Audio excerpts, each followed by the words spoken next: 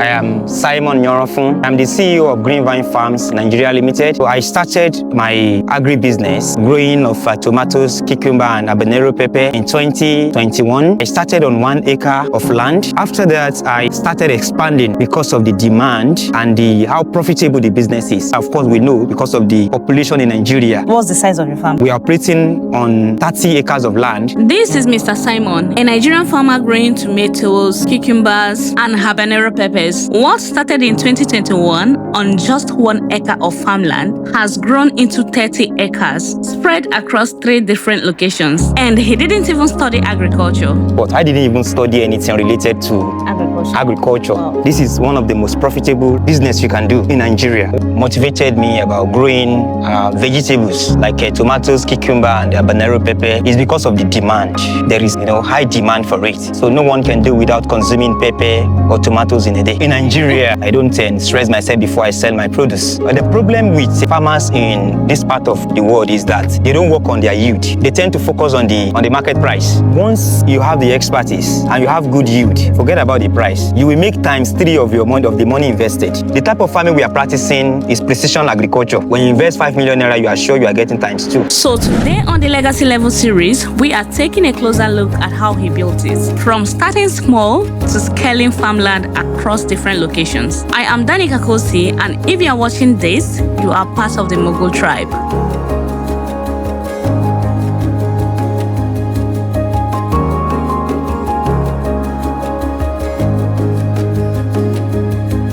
Alright, so can you tell us your name?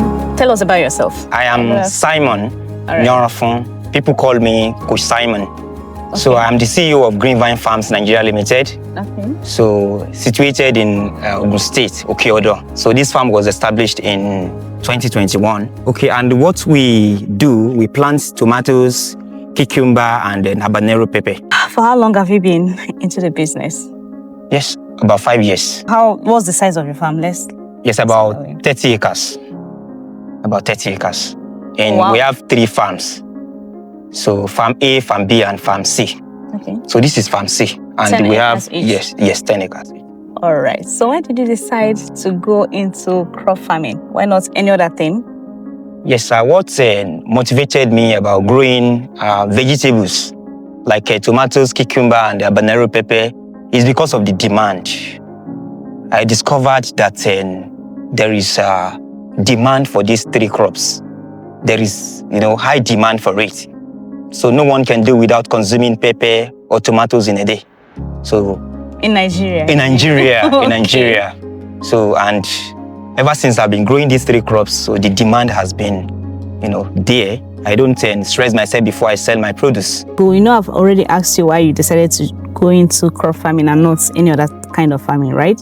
So now I'm asking you, why did you choose agriculture instead of, why not any other business? What motivated me to go into agriculture, actually in Nigeria, when you are having a source of income that is not really worth it, you have to think of what you can do.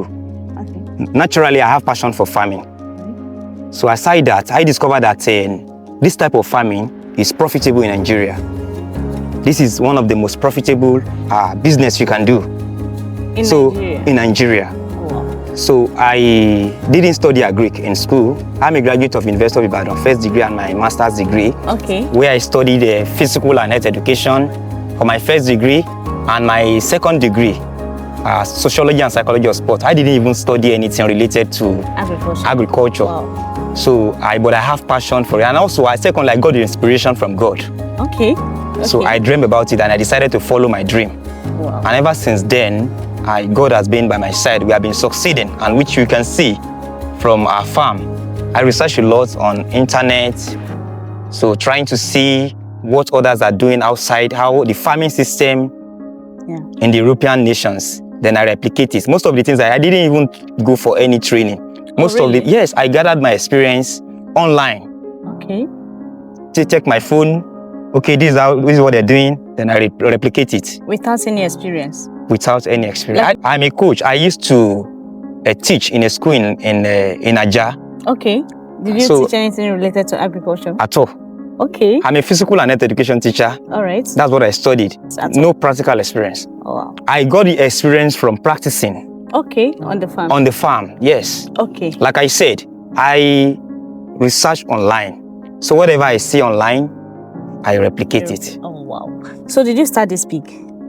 No, I didn't. So I started small. I started on just 1 acre. 1 acre? Yes. Oh, wow. On 1 acre. So when did you know that it was time to like expand? At Yes. what point did you expand? Because of the demand.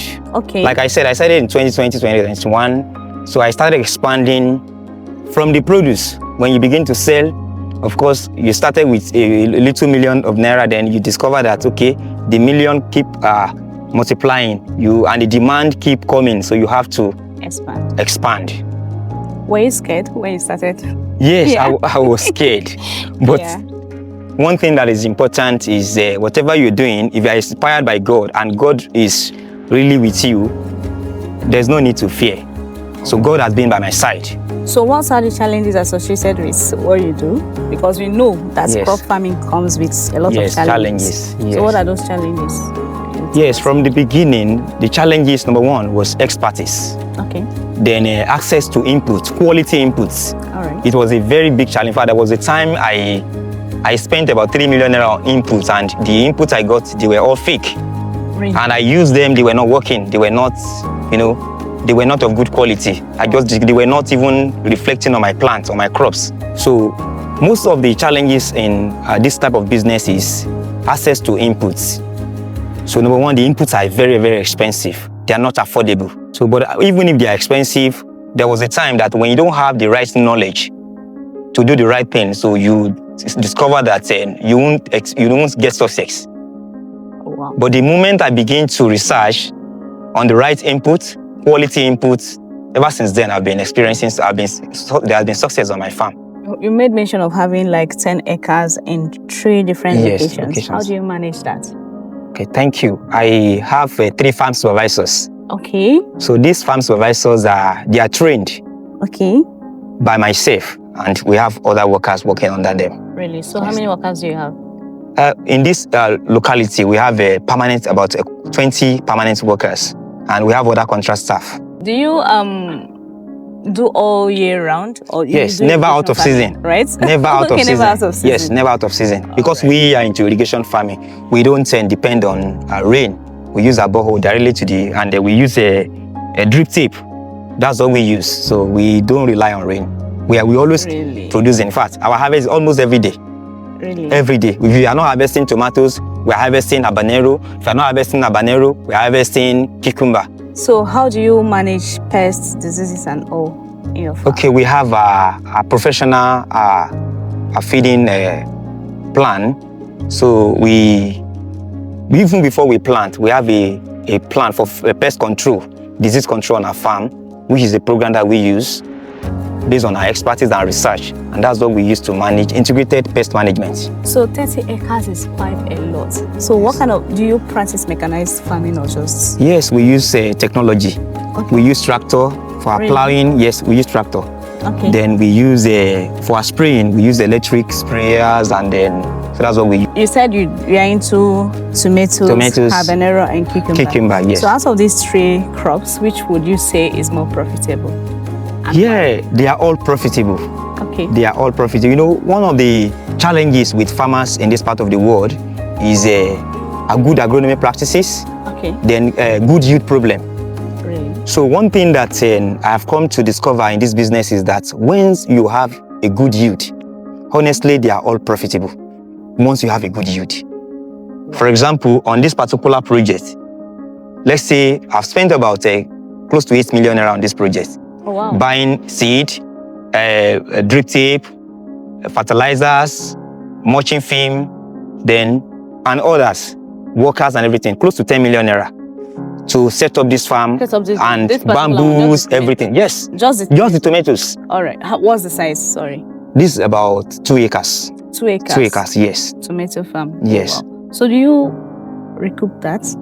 Like, do you get that back? Definitely, definitely. I really love how big your tomatoes are. Like, you guys come and show them. So you guys see how big the tomatoes are. Like it is really, really so big.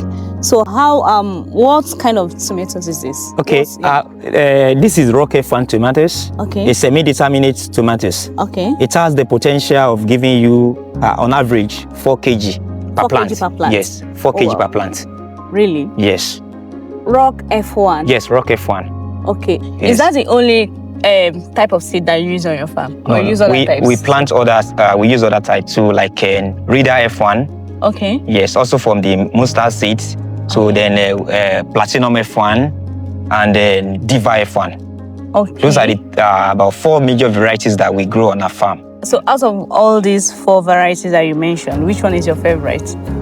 Oh, for now, I will say Rock F1 is my favorite. Rock F1? Yes. Why? Why do you say that? Because of the fruit quality. Okay.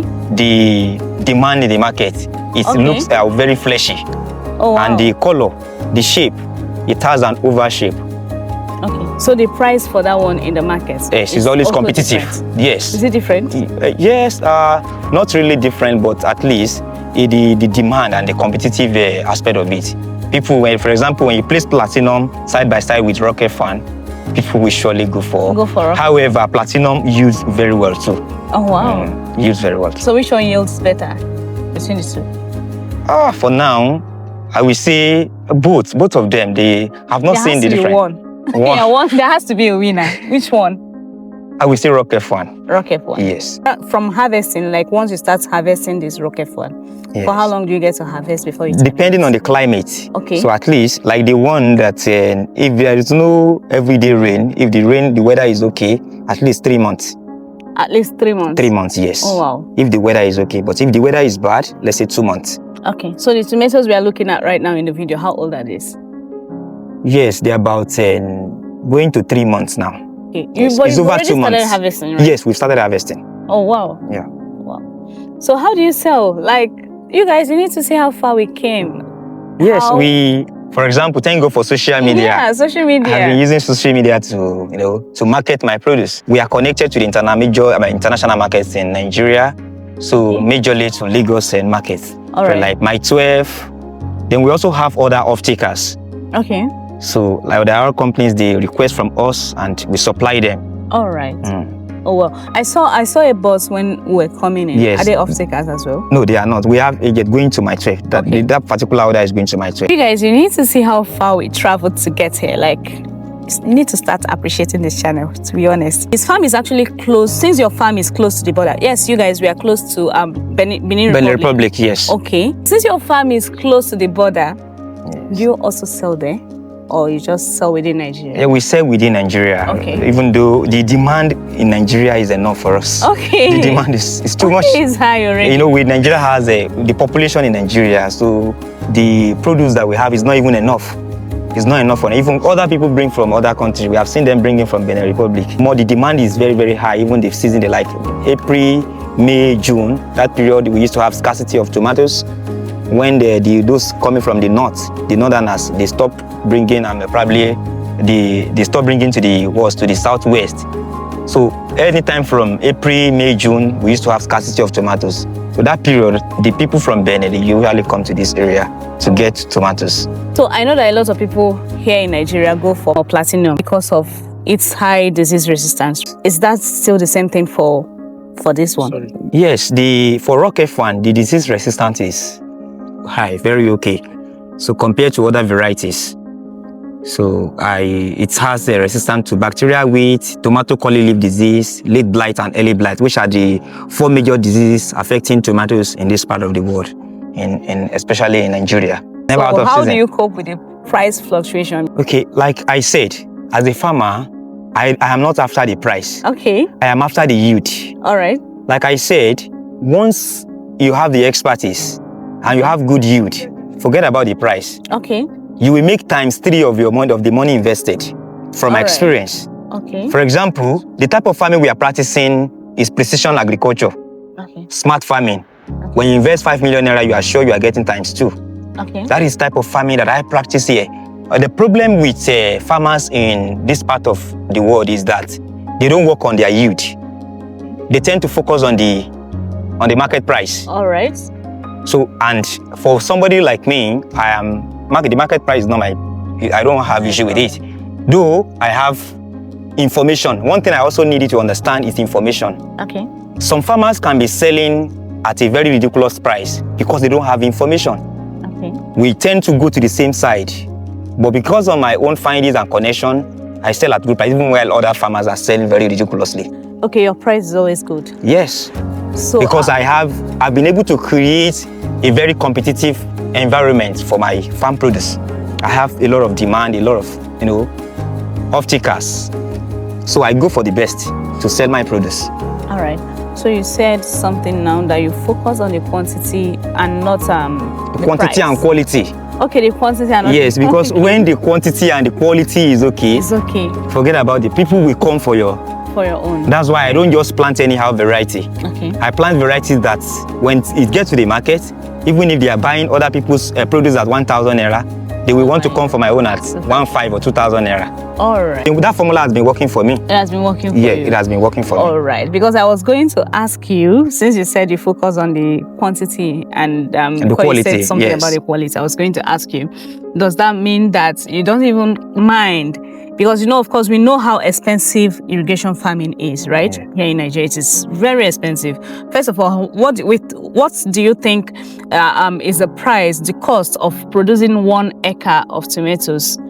And with irrigation and without irrigation? Yes, with the current economic situation, if we are going to produce a set up an acre of tomatoes for a farm, and we consider the cost of input right now, I think you should be getting, based on our standard. Of course, you can have a farmer who doesn't have experience, and such farmer will spend 2 million naira. But for somebody, based on our own standard and what you're seeing on this yield, on our input and everything, you should be able to have nothing less than 6 million naira. Okay. For an acre. That's the average, yes, 6 million naira. Are you talking about profit or cost? No, I'm talking about the cost of setting up the farm. Okay. The cost of farm setup from seeding to harvesting. Yes, workers, inputs, irrigation materials, fertilizers, seeds, and others. So, what is the average harvest like from 1 acre or from 1 plot? Use the one that you think is... Okay, 1 acre. I have been dealing with acres. I plant in acres and not in plots. Yeah. Of course, we have 6 plots in 1 acre. Okay. So, for my Rock F1, based on this yield that you're seeing, at least for 25, it has potential of giving you 25 to 30 tons. So, what's the plant population per acre? Per acre, about 6,000 plants. 6,000 plants per acre. Per acre. What about your spacing? My spacing is 1.8 meters aside between the drip tape. Yes, the drip tape. However, the emitters, we have 50 centimeters. So, do you think the spacing, the population, and all has any role? Play any role? Yes. In the quantity and quality that you produce. Yes. Thank you for that question. Yeah. Yes. So that's a very brilliant question. Yes, the spacing is very important. On my farm, one of the secrets to this success you're seeing, yield you're seeing, is we don't deal with quantity of plants. Okay. We focus on quality. Yes. We don't, plant too much. Like I said, some farmers do plant 8,000 to 10,000 on 1 acre. Focus on quality in the yield, right? In the yield, yes. Okay. And what gives us the quality in the yield is the spacing. Okay. So our plants are not congested. Okay. That's why we use 60 centimeters and 50 centimeters. All right. So and we ensure that our spacing is very well between the furrow, between the drip tape. All right. So what about feeding? The feeding, yes, like I said, we use a professional feeding routine, a prayer feeding program. Okay. Based on our experience and research. All right. I'm not just a farmer, I'm a researcher in this agribusiness. Okay. So can you just give us just a hint? Let's not maybe go, because I can see that you're trying to, want to put out everything, right? Yeah. So can you just give us a little bit of an example of what the feeding looks like?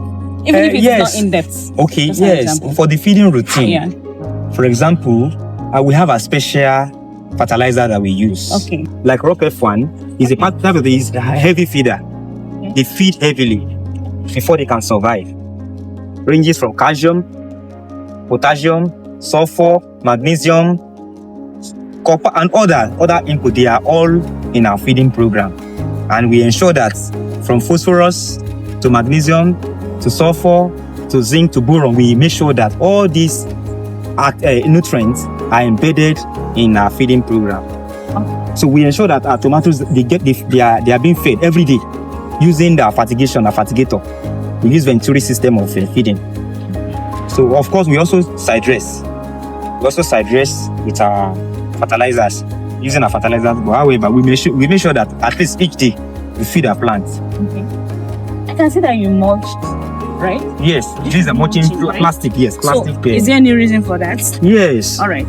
The importance of the mulching film can never be swept under. Yeah. It's very important that you mulch. As a farmer, like I said, we are practicing our precision agriculture. Yeah. So if you really want to get the best result from this type of tomato, you need to mulch. Okay. So the mulching film serves as a barrier for the weeds. It controls the weed. And apart from that, you notice that the plastic mulching film has two colors. Okay. The two colors is by purpose, the silver and the black.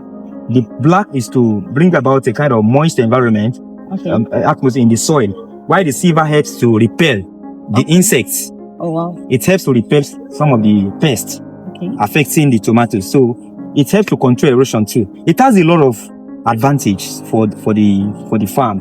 Oh, wow. So it reduces labor. For example, for an acre of farm, if you are supposed to use about 5 workers to manage the farm, with the use of mulching film, you don't need more than 2 or 3, because they will not be doing weeding all the time. And it also helps to protect the root of the plant. For example, if you don't mulch and your workers are trying to weed the farm, they will be what? They will cut the root using a hoe. There's no how they will do the weeding without affecting the root of the plant. So the mulching film helps to preserve the roots of the plant. So it has a lot of benefits. And I started on 1 acre of land with about 4 million naira for farm establishment, for agro inputs, irrigation farming, majorly. Of course, though, I started on a land where we're having a borehole. So the 4 million naira I use for starting the business, the borehole is not part of it. So it is just for the seed, the irrigation materials, and the fertilizers. And after that, I started expanding from 1 acre to 2 acres, from 2 acres to 3 acres, because of the demand and how profitable the business is. It has been really profitable because of the type of crop that we grow. You said something about using up to 6 million naira to produce 1 acre of tomatoes. So what do you think the revenue is like? Oh, that's a big question, actually, because there is no straightforward answer to it. In this business, we have, when it comes to price, the price also affects the revenue, the income. Okay. The income, yes. The profit. The profit, yes. The profit. So it depends on the season. For example, the peak period of tomatoes in Southwest usually is from May, June, July. Okay. So during that period, the price of tomato is usually very high. Ranges from 40,000 and above. We have the worst case scenario, middle case scenario, and the best case scenario. You have the potential of getting the return on investment, at least, I can guarantee ×2. ×2? Yes. Based on good agronomic practices. Okay, and based on your own experience. Based on my experience. To also add that, because you know that when it comes to farming, it can get a little bit tricky. It all depends on you, the farmer, your customers, the people you are selling to your market. It is, yes. You can even get ×3. Yeah. Yes. It depends on your customers, though. The people you are selling to, you might do your own now, you not get up to 50%. So let me not even put it. Yes, so it's true. Yes. I need to tell them because definitely. I know that a lot very of them important. will not understand. Yes. But it is profitable. I can guarantee ×2 of your investment. I can guarantee that. Okay. Based on expertise, you do the right thing, good agronomic practices, using the right inputs. Those are factors.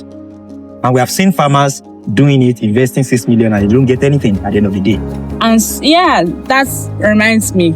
I know that disease and pests is a major challenge. Yes. Sometimes you plant and it comes and it wipes everything, and your tomatoes will not even yield any fruit. How do you manage that? Thank you for that. Yes, For the past 2 years, Yeah. I have not experienced such Okay. because of expertise that is Okay. involved. When I started, my first 2 years was year of trial and error, failure and success. But since 2 years, I have never experienced failure. But one thing I noticed about farmers in this part of this world, they are not ready to invest in knowledge. They are not ready to, go for training. Of course, you want to go into this type of business that is scientific in nature. So you want to just do gambling. This is not gambling. If you really want to invest your money into it, you need to know what you're doing. You need to get connected. You need to follow who knows road. So for you to succeed at this business, so their land prep, land preparation, the foundation. So when the foundation is faulty, there is nothing the righteous can do, says the Bible. It is important. I've been using that a lot in my this agribusiness. So that when the foundation is faulty, there is nothing the righteous can do. So I always ensure that anytime I am establishing a particular project, I ensure that the foundation is solid. And when the foundation is solid, forget about it. When I talk about foundation, I'm starting from the soil to the professional feeding program. So if there is one thing you wish you knew before you started going to farming, what would that be? All right, when I started, I didn't know that mulching, as most farmers might think, what's special about mulching. Yeah. I have seen farmers saying, I can weed now. It save you a lot. I didn't know that mulching film contributes a lot to your yield. Okay. Honestly, ever since I've started mulching my farm, it has really, really increased my yield. Wow. I started mulching my farm this year. So, and I've not been using it before. I now discovered that it has really multiplied my yield. And if I had known, I would have been using it. I would have been doing it before. So what advice do you have for people out there, intending farmers, who would want to start something like this? Yes, very important. As a newbie going into this type of business, make sure you have the right knowledge. Make sure before you invest your millions of naira, please make sure you get trained. Don't go into this business when you don't have the knowledge. Yes, apart from that, make sure you have the right connection for selling your farm produce. Okay, get the market first. Get the market. Yes. So make sure you have and that is all about connection. Make sure you get connected. Make sure you discuss with other farmers who have been in the business before you. You have over 30 acres. How do you manage the whole insecurity and everything? Yes, thank you for that question. Our farm is situated in an environment whereby actually we don't have issue with security. So we are secured in this community. So this is one of the things that you need to consider when you're going into this business. So we have decided to come to this location because of we don't have issue with Fulani herdsmen.